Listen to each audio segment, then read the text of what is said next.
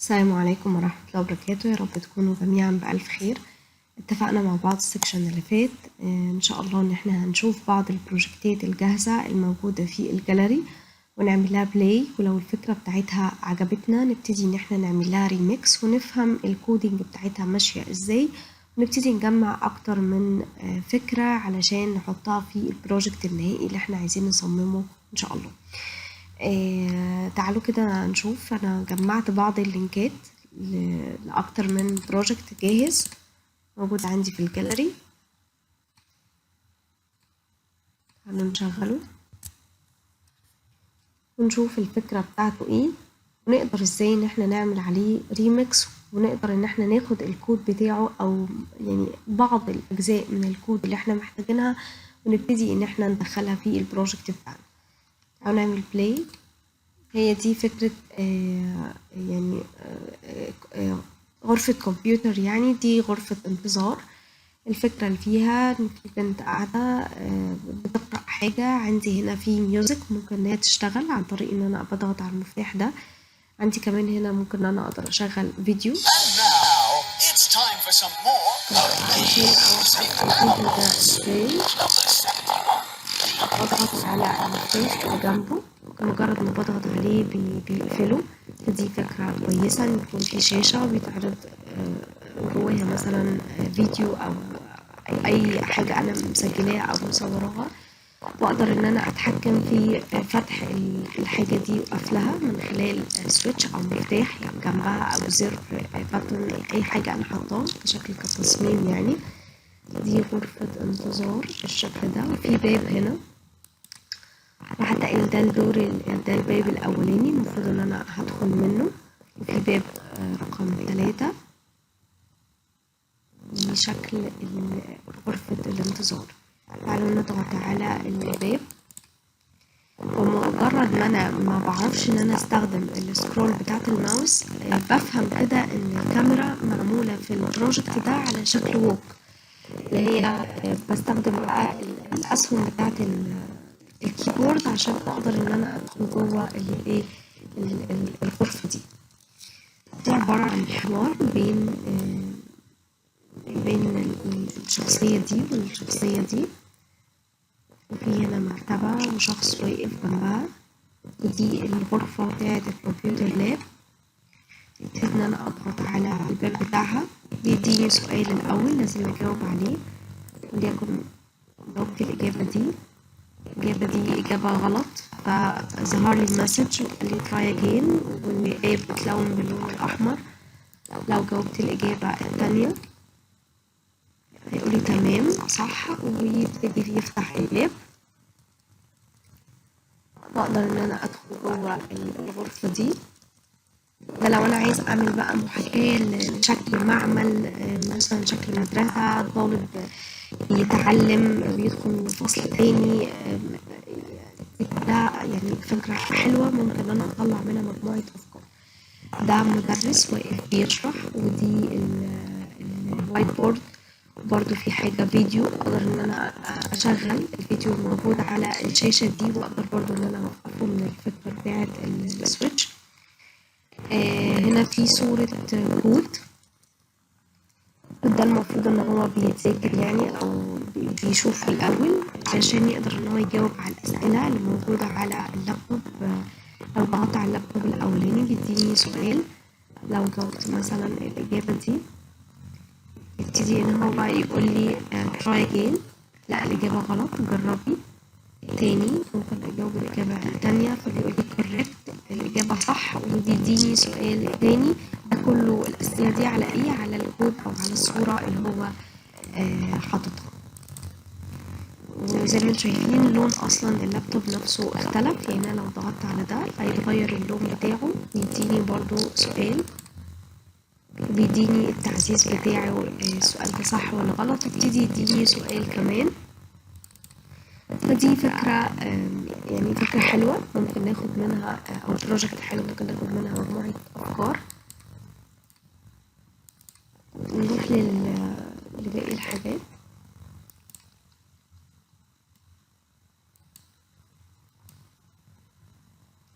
ده الباب بتاع الخروج الاكزit، لو ضغطت عليه يبتدي ان هو يفتح علشان اخرج منه للغرفة اللي هي بتاعت الانتصار.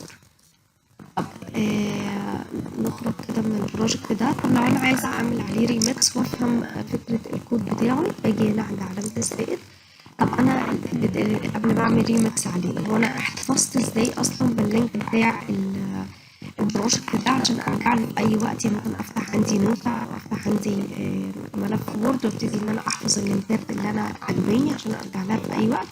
مجرد ما بضغط على شير بيديني دي طبعا الحاجات اللي احنا شرحناها قبل كده. ابتدي ان انا اعمل شير لينك، احتفظ باللينك بتاعي مجرد ما بضغط عليه كوبي واخده في اي مكان بيست. اعمل ريميكس عليه ازاي؟ من علامة الزائد دي ابتدي اعمل ريميكس، اقول تو ماي كوسبيس واروح الاقيه موجود عندي في الكوسبيس بتاعي. يبتدي يظهر معايا ممكن ان انا لو عجبني مثلا اي مشهد الشاشة دي اقدر ان انا كمان ان انا اخدها. كل حاجة بتبقى مفتوحة معايا كمان في اللايبراري، كل حاجة بتبقى مفتوحة معايا في الابلود. يعني اي صورة متحملة في البروجكت ده بتبقى متاحة معايا ان انا اقدر ان انا استخدمها. كمان فكرة الكودينج بتبقى متاحة معايا ان انا افهم الفكرة بتاعتها. الكود بلوكس نضغط بس على دي. هنا بيقول لي ان هو لما يضغط على الوول نبتدي بقى نشوف الاسم ده معناه ايه هنا. طب اشوفه منين؟ اشوفه من الجزء الخاص بيه المشاهد هنا. يعني مجرد شفته انا هضغط على اي حاجة هيقول لي ده الدور، ده الدور 3، هو ده اللي اتحدد معايا. اي حاجة انا عايزة اعرف الاسم بتاعها او المسمى بتاعها مجرد بس ان انا اقف عليها هو هيلاقيه محددها لك هنا في المشهد هي دي ايه. عشان تعرفي المسمى بتاعها وتفهمي الكود بتاعها ماشي ازاي. مجرد ما ضغطت هنا حدد لي ده الجزء اللي متحدد معايا وهكذا. كمان هنا هو لما هيضغط على الوول دي كليك هيشغل ساوند، هيشغل الصوت ده لحد ما يخلص وهكذا وهكذا. كل الحاجات دي سهلة مش عايزة اضيع فيها الوقت واطول الفيديو. ده برضو لما يضغط على البوك او الكتاب اللي هي ماسكاه بيظهر معاها سؤال ويبتدي ان هو يبتدي بقى يديها امر لما تعمل كوريكت اجابة صح او اجابة غلط. كل ده سهل وكل ده اللي اتشرح الاكواد دي قبل كده. مجرد بس ما بضغط على حاجة بيشغل الحاجة دي، ومجرد ما بضغط على مثلا الباتن ده بيوقف الجزء ده. فكل الكودينج بتاعها سهل وحلو، والديزاين برضه بتاعها يعني كويس ان هي مقسمة حجرات وفي حاجة بتفتح وحاجة بتقفل، كأني فعلا عاملة محاكاة لمعمل او او غرفة لانتصار. شكلها حلو، ممكن ناخد منها افكار. نرجع تاني للهوم او نجرب كودينج تاني.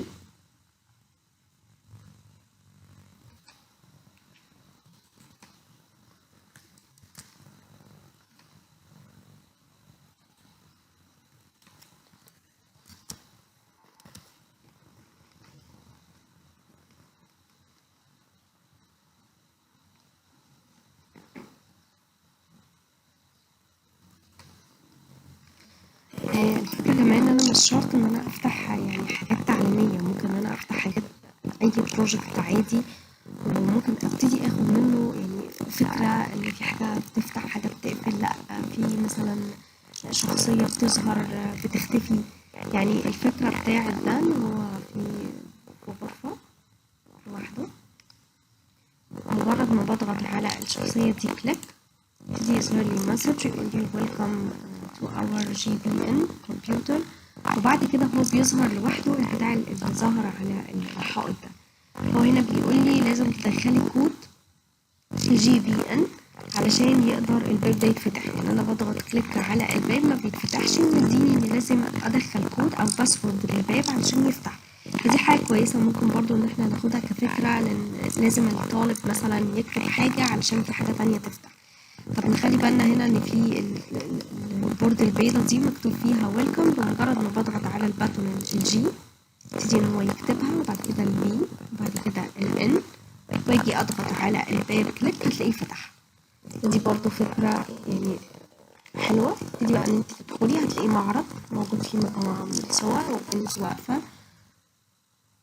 وهكذا. طبعا هتحكم فيه في الاسفل لان هو عامل الكاميرا بتاعته فوق.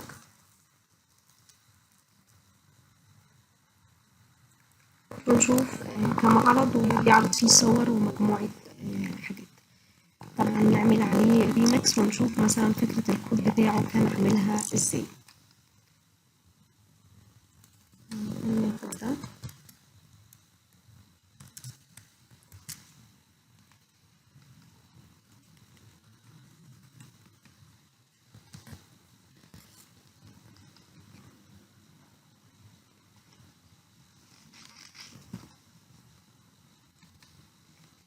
ده مبنى المركز، بس ده مش عامل له مش مديله اتاحه لان هو يعمل عليه ريميكس او تشوفي الكود، وانت بس هتشوفي افكار وانت تشوفي هتصمميها ازاي. يعني البروجكت ده مش متاح ليه ان هو يكون ريميكس.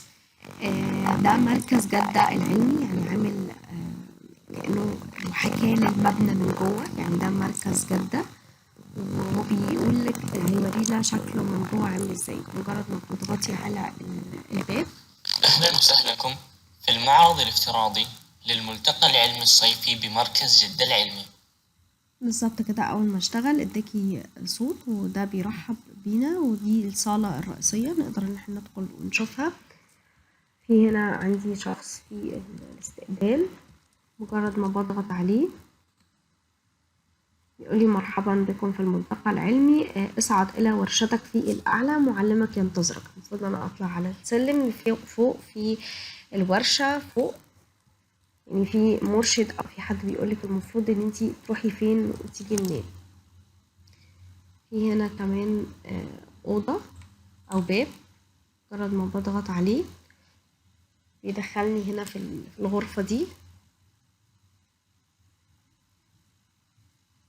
وعشان أقدر إن أنا أخرج منها برجع تاني بضغط على الباب، بيرجعني للمشهد الأساسي أو السين الأساسي اللي هو بره. أقدر إن أنا أطلع على السلم عشان أشوف الجزء اللي فوق فيه إيه.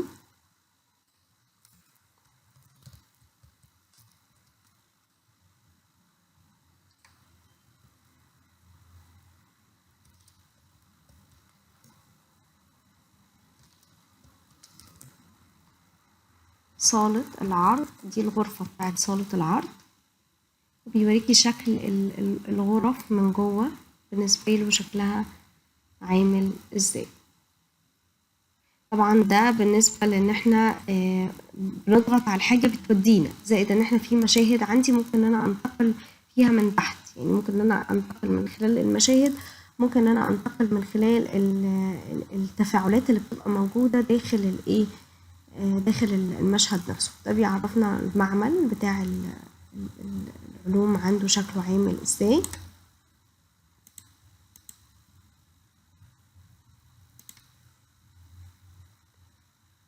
المشهد ده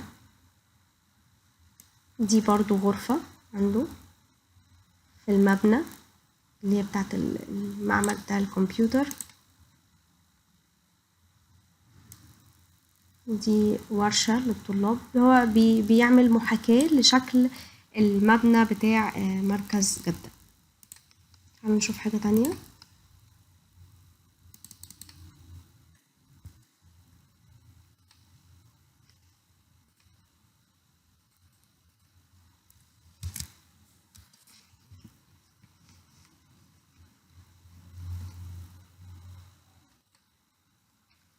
دي شكل لعبة، شكل لعبة. هو هنا مديني ده الليفل الأولاني، ده اللي مفتوح معايا، الليفل التاني مقفول والتالت مقفول والرابع مقفول وعليهم قفل، وكل ما بتضغطي عليهم مفيش حاجة بتتفتح، معناها انك لازم تدخلي على الليفل الأولاني. ودي فكرة حلوة. أول ما بتدخلي بيدينا مسج، المفروض انتي بيفهمك يعني ايه اللي المفروض يحصل أو تلعبي ازاي. نعمل كلوز. هي المفروض ان ده بيضرب ده، يعني السهم اللي هو حاطه لما العدو ده يجي عليه المفروض ان هما يقابلوه. فهو هنا بيقول لي ان انتي خسرتي او كسبتي. هنا بالشكل ده احنا كسبنا وكده الليفل الاولاني فتح لي الليفل التاني لما كسبت في الليفل ده. هي المفروض ان دي تصطدم بدي، دي الفكرة بتاعتها. طب هما ما اصطدموش ببعض، فكده المفروض ان انا خسرت في الليفل التاني، خسرت في الليفل التاني، فرجع لي تاني للليفل الاولاني. المفروض ان هو رجع لي تاني للليفل الاولاني. لازم اكسب في الليفل التاني عشان يقدر يفتح لي التالت، يعني دي لازم تكون في مواجهة دي علشان نكسب. ندخل في التاني بالشكل ده، بتحركي ده كده، وهكذا كده كسبنا في الليفل التاني وفتح لي الليفل التالت. الفكرة بتاعتها حلوة، فكرة ان انا ممكن في لعبة يكون في ليفل مقفول وليفل مفتوح، نبتدي ندخل في فكرة الكود بتاعها ونعمل لها ريميكس ونفهم الكودينج بتاعها. في اكواد صعبة لانها بتبقى متركبة بشكل يعني معقد، بس لازم نمشي وراها خطوة بخطوة لحد ما نفهم هي اتعملت ازاي. حتى التصميم نفسه بتاعها بتاع دي تعالوا نشوف كده الكودينج بتاعها ماشي ازاي. تلاقي ان الكود بتاعها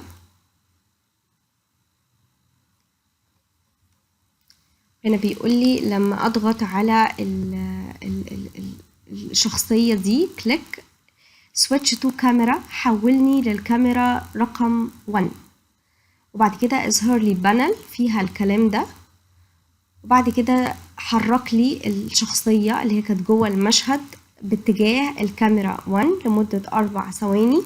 الكلام ده forever على طول، يعني شغال على طول. الباراليل قلنا ان احنا هينفذ الكودينج ده مع الكودينج التاني اللي شغال معاها في نفس الكود. يعني الباراليل دي بتديني امكانيه ان انا اشغل اكتر من كود مع بعض في نفس الوقت، ما ينتظرش ان هو يخلص الكود ده وبعد كده ينتقل لكود تاني.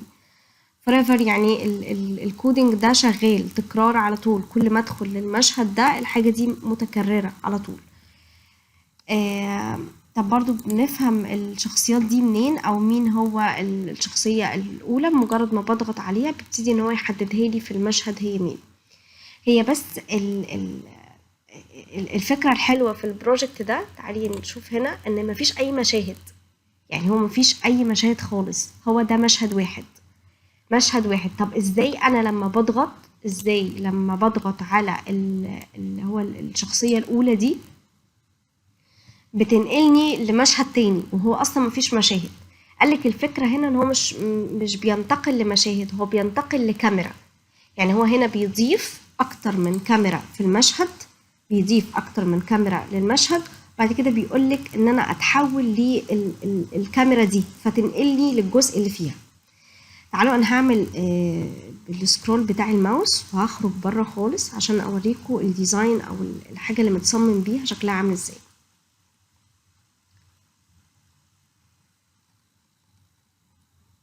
دي فكرتها كانت حلوه في انك انتي بتستخدمي الكاميرا. ده الديزاين بتاعه او ده الحاجه اللي هو مصممها. مصمم ايه؟ ده المشهد الرئيسي بتاعي، انتوا شايفينه واضح. ده المشهد الرئيسي اللي فيه الشخصيات كلها من جوه، اللي هو المبنى المقفول ده الاربع شخصيات من جوه، والكاميرا دي اللي هي الكاميرا الزرقاء دي الكاميرا الرئيسيه بتاعتي، دي الكاميرا الاساسيه بتاعتي. طب دي هنا هو مسميها الكاميرا، يعني انا لو وقفت عليها هنا ورحت شفت هي دي رقم ايه، دي هتلاقيها الكاميرا 4. ده المشهد الرابع. الكاميرا دي لو نلاحظ كده ان هي معاها حاجه سودة صغيره او سلاح اسود صغير. طب انا فهمت الحاجات دي كلها منين؟ من انا جربت وقعدت افهم الحاجه دي اسمها ايه والحاجه دي وظيفتها ايه، وابتديت امشي مع الكود واحد واحد لحد ما فهمت هو معمول ازاي. هو هنا ده الديزاين او ده التصميم بتاعه، والفكرة ان هو عامل ان دي كاميرا رقم 4، دي مثلا كاميرا رقم 1 2 3 4. لما اضغط مثلا على الشخصية رقم 1 انقلني للكاميرا رقم 4. طب الكاميرا رقم 4 فيها ايه؟ فيها ان الشخصية دي المفروض ان هي تتحرك باتجاه الكاميرا، ان هي تروح باتجاه الكاميرا. علشان في هنا زي عصاية كده او حاجة، دي المفروض اللي هي بدافع بيها او بضرب بيها الشخصية اللي جاية. طب لو فعلا العصاية اللي هي الصغيرة السوداء، مش عارفة انتوا شايفينها ولا لأ، دي هتضرب الشخصية، يبقى كده انا كسبت المشهد ده، احنا كده كسبنا فيه اللي هي الحاجة السوداء الصغيرة دي. يبقى انا كده المشهد ده او الحاجة دي كسبت فيها. فايه اللي يحصل؟ شيلي المفتاح اللي موجود على الشخصية رقم 1 وظهر لي رسالة ان انا كده كسبت، وشيلي القفل الموجود على الشخصية رقم 2 عشان اقدر ادخل على المشهد رقم 2.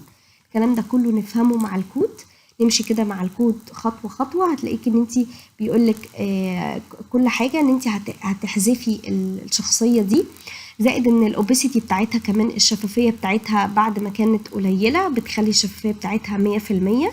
بعد كده بننتقل للكاميرا رقم 2، هنمشي بقى مع الكودينج والكلام هيبقى مفهوم. تعالوا نشوف حاجة كمان.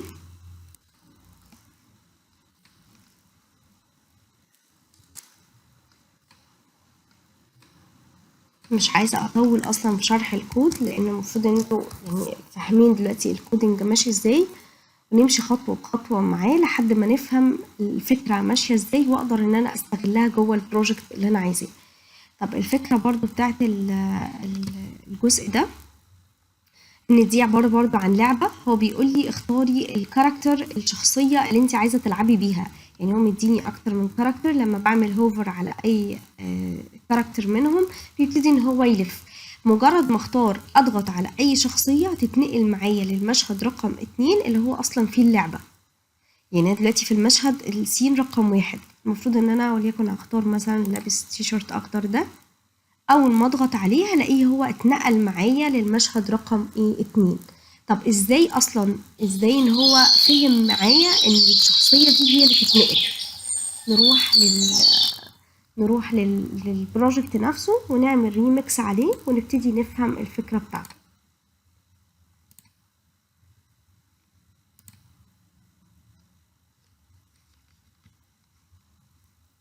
ده كده المشهد رقم 1. هو يعني ده برضو الكود بتاعه، نبتدي ان احنا نفهم الكودينج بتاعه ماشي ازاي. هو هنا عاملها بالليست، واحنا خدنا الليست معناها ايه، ان دي ليست، دي قايمة هو ضايف فيها كل الشخصيات ويبتدي يقول ان الشخصية اللي هتضاف معاه. طب هي في حاجة جديدة، يعني في كود جديد انا ما شرحتهوش. الفكرة بتاعته ان هنا اللي هي بتاعت set كوسبيس، ده معناها ان انا وهتفهموه لما تترجموا الملفات. يعني لما تترجموا الملفات هتفهموا الكود ده وظيفته ايه. وظيفته ان انا بحتفظ بحاجة جوه الكوسبيس وبستدعيها في اي مشهد. يعني هو هنا كده بيحفظ الايه البيرسون اللي انا هضغط عليه، او الكاركتر الشخصية اللي انا هضغط عليها، وهيجي في المشهد رقم 2 يبتدي ان هو يستدعيها، يبتدي ان هو يستدعي الشخصية دي. طب عشان نشوف برضو تصميم المشهد ده، ان هو كل الشخصيات ظاهرة معايا.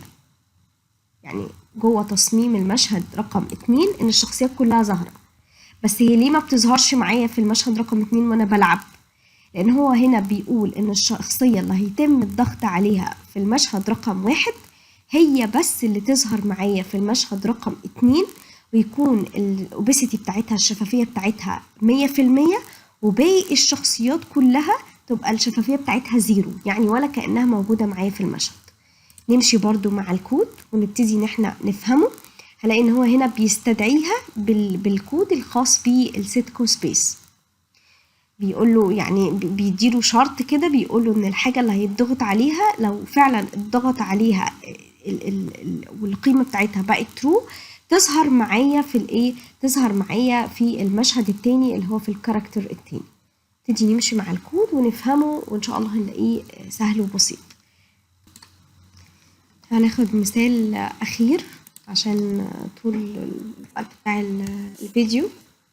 واحنا كده فهمنا الفكرة ان احنا بندخل على الجاليري وبنجرب اي بروجكت منها بلاي، ولو الفكرة عجبتني ببتدي ان انا اعمل عليه ريميكس وافهم الكودينج بتاعه ماشي ازاي. ممكن كمان اخد الكود ده كوبي وافتح ملف تاني من اللي انا اصلا البروجكت اللي انا شغال عليه واخد الكودينج ده بيست. بس طبعا نخلي بالنا ان هو هينزل بدون الشخصيات اللي موجودة، يعني بدون المشهد نفسه، فلازم اكون مصممة المشهد وعارفة هغير ايه في الكودينج بما يتناسب مع المشروع الجديد بتاعي. تعالي نفهم برضو الفكرة بتاعت ده. Shirley and her grandma grow vegetables in their garden each summer. Shirley's grandma told her it was a good way for them to save money, and she loved helping طبعا her هقفل grandma. الصوت بس عشان نفهم ايه اللي بيحصل.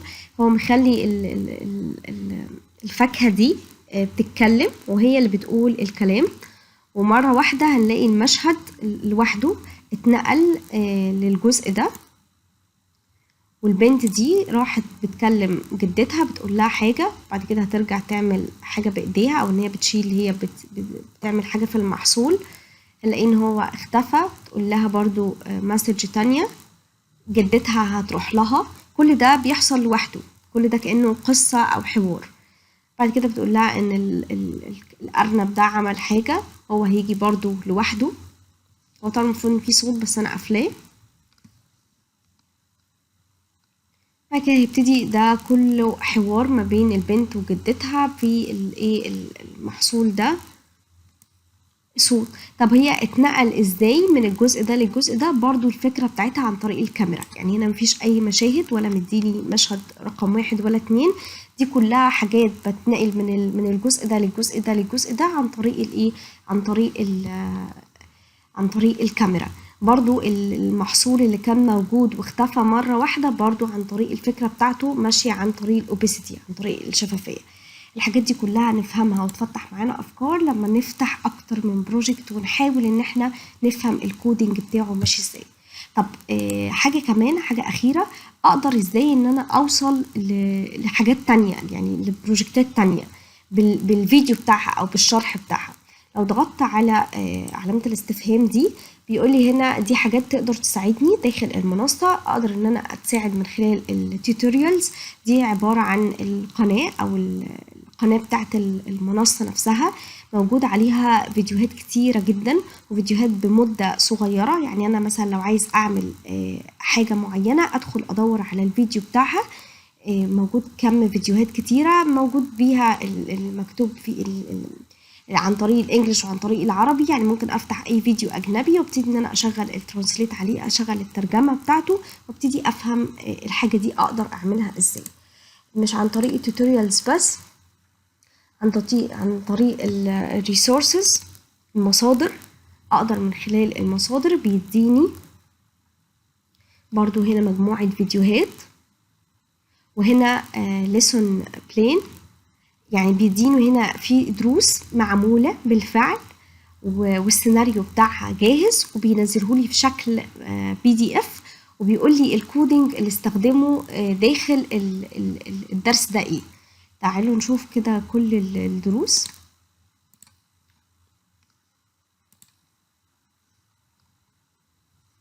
ممكن نحول الترجمة بتاعت البيج دي لعربي ونبتدي ان احنا نشوف.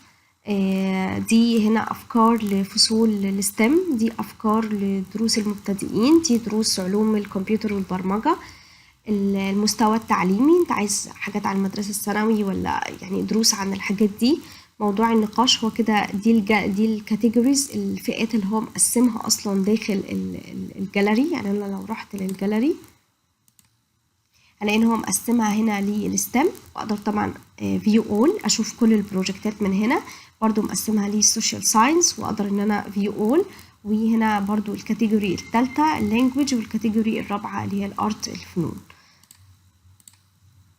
دي اللي هي الكاتيجوريز الاساسيه بتاعته اللي هو مقسمها للاربع فئات.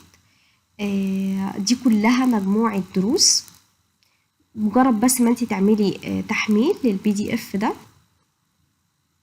شوفي هو يعني شارح لك الفكرة بتاعته ماشية ازاي، وشارح لك الكود اللي استخدمه داخل البروجكت ده، ومديكي لينك البروجكت في الاخر. تعالوا ننزل اي درس من دول. وليكن مثلا إنشاء جولة 360 درجة. نعمل تحميل للPDF ده.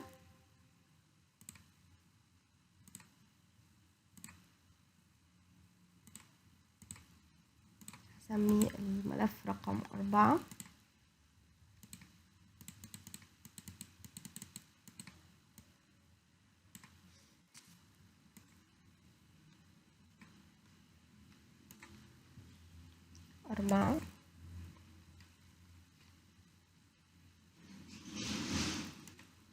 هنا هو بيقول لي الليفل اللي بيتقدم ليه البروجكت ده. السبجكت، الموضوع طبعا متاح ان هو يعمل، يعني البروجكت ده متاح للجميع ان هو يعمل عليه ريماكس. ممكن ان هم يشتغلوا فردي او جماعي. نبتدي ان احنا يعني نترجم الفكرة بتاعته. هو هنا بيقول لي مقدمة والاهداف بتاعة الدرس ده ايه، المفروض ان هو الدرس ده بيتقدم لمين او ايه الهدف بتاعه، المفروض ايه الجولز، الاهداف المفروض ان هو يعني او المهارات اللي هو يتعلمها في النهاية. يشرح لي حاجات عن البروجكت بتاعه، زائد التصميم بقى. هو صمم ده ازاي؟ بيقول لي ان هو صممه الاول على مخطط، على ورق الاول. بعد كده ابتدى ان هو يبتدي يصمم جوه المنصة نفسها. هنا بيساعدني ازاي ان انا احصل على صور 360 درجة عشان اقدر ادخلها داخل المنصة وابتدي استخدمها كبروجكت. هنا هو بيساعدني يعني من خلال اللينكات دي اقدر ان انا اوصل لصور 360 درجة. بيديني كل صورة وقدامها الشرح بتاعها ازاي عمل الجزء ده. بعد كده بيديني الكودينج في النهاية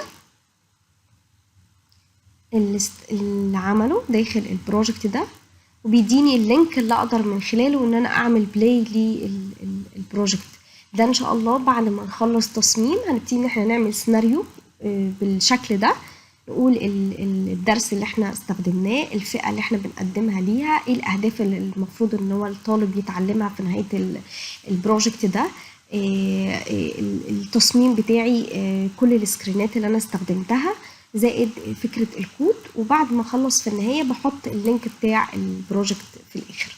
ده طبعا ده بروجكت 360 درجة، يعني طبعا اقدر ان انا اشوف المشهد ككل. وفي هنا عندي ميوزك اقدر ان انا اشغلها. في هنا معلومات عن الجزء ده او عن المحيط ده. في هنا اسهم تقدر ان هي تنقلني لمشهد تاني. الاسهم دي بتقدر انها تنقلني. العلامات اللي موجودة دي بقدر ان انا اعرف معلومات عن الجزء اللي انا واقفة فيه، وهكذا. يبقى احنا كده عرفنا ان انا اقدر ان انا اوصل للحاجات دي منين او البروجكتات دي منين، من الريسورسز اللي موجودة في الموقع عن طريق الليسون بلين، وانزل اي درس من دول وافهم الفكرة بتاعته ماشية ازاي، واشوف في نهاية كل ملف PDF بيديني اللينك اللي اقدر اجرب منه البروجكت اللي هو بيقول عليه. كمان في حاجة كمان،